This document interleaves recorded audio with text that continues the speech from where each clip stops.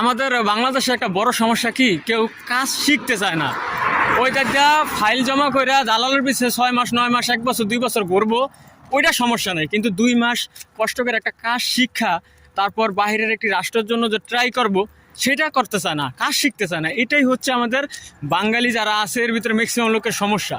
আপনি যদি দক্ষ থাকেন, আপনার ভিতরে যদি কাজের কোনো দক্ষতা যোগ্যতা থাকে, তাহলে ভাই আপনি সকল দেশই ভালো কিছু করতে পারবেন। ঠিক আছে, এটা যেই দেশ হোক না কেন। তো অবশ্যই যারা কোনো হাতের কাজ জানেন না, হাতের কাজ শিখবেন ভাই।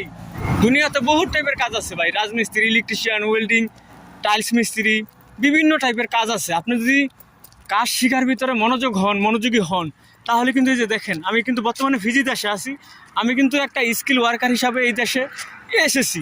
তো বিষয়টা হচ্ছে কি ভাই, আপনারাও যে কোনো একটি ভালো রাষ্ট্রে যেতে পারবেন স্কিল ওয়ার্কার হিসাবে, ভালো থাকবেন। তবে কাজ শিখবেন ভাই। যদি কোনো কাজ না জানেন ভাই, বিদেশে কোনো মূল্য নেই ভাই, কাজ জানতে হইব ভাই।